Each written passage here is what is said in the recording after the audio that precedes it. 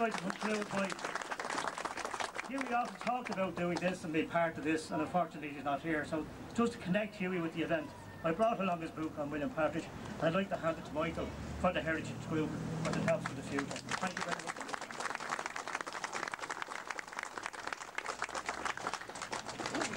Thanks very much, Eamon. Yeah, I remember Hughie very well, and he threatened to string me up because somebody told him that I'd already put the plaques up before, and he didn't know about it. Okay, our next speaker will be Catherine Byrne. Catherine Byrne is a founder member of the group. In fact, the Heritage Group wouldn't exist if Catherine didn't originally have the idea, because arising out of the monitoring committee about the developments in the area, Catherine said we should have a heritage group to the local council, and the council, Dublin City Council, actually facilitated us in setting up the group at Catherine's request. Catherine Byrne. Well, good evening to everybody. It's hard to follow all the wonderful contributions, so I'm not going to try. Welcome to St Michael's Parish in Inchicore. This is Inchicore, not Kilmainham. My home, where I've lived all my life.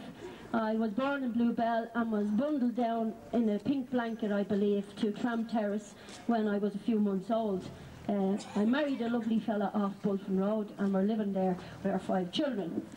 So just a little bit about myself before I just give you a little bit of my background, living up in Inchicore, and particularly Emmet Road, my connection with it, and connection with the hall behind, which I skipped past many a day but never knew it was a hall, to be honest with you. It was the local butcher's at one stage, a local shop, and it was something else in between.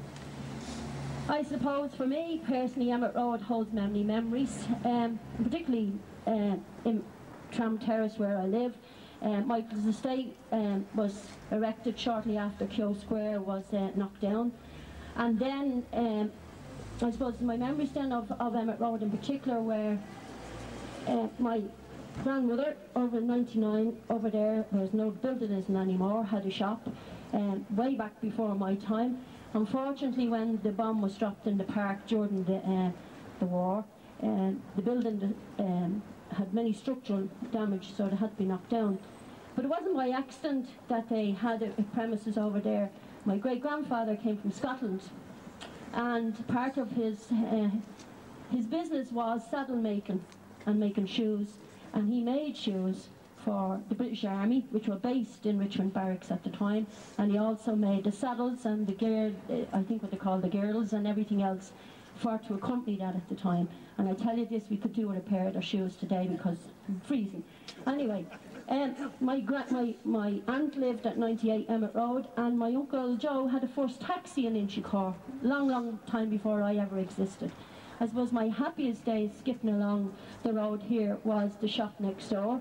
It was a bicycle shop, and it sold lovely little bits of toys, including Matchbox cars and everything else, and we used to collect them at home.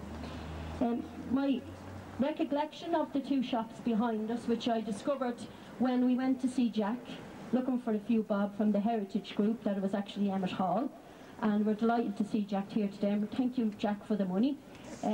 Most welcome. My only what would I say, association with the union, since my dad was a union man, and I visited Liberty Hall at one stage with him when I was very young and got stuck on the 7th floor in the lift, so I never went back again, only when we went to see Jack to get the few bob. Today is very special for us all here, particularly for the Heritage Group, and a lot of the work that's done in the Heritage Group, to be honest with you, you know, Michael O'Flanagan is the driving force behind it. He pushes everything, and he came up with this idea, and he contacted Michael and myself, and we were dragged into the Liberty Hall to get the money to put the plaques here today. I would have wished they were a bit lower because they are a bit difficult to read, but anyway, they're there. As I said, welcome to Inchicore, particularly welcome to the families of the people who started here in this humble little centre. In 1913, when it was opened, it was 43 years before I was even born, so I'm not going to talk about the hall. But I will say this about this stretch of road.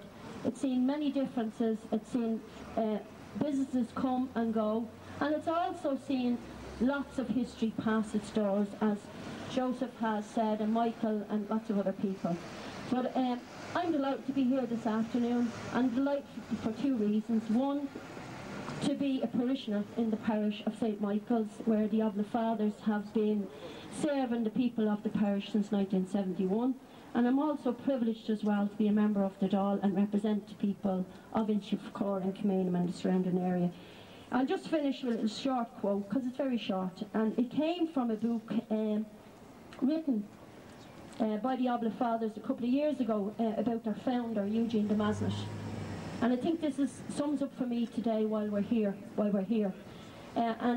Eugene de Maisnet, the founder of the Oblates, he said these words at what would say his inauguration when he was being made a bishop at the time. He said, "What we dream alone remains a dream, and what we dream with others becomes a reality." And I think today the dream has become a reality. For all those involved here, thank you very much. For the family and the friends of the people who brought us to this place this afternoon, I want to thank you. Thank you.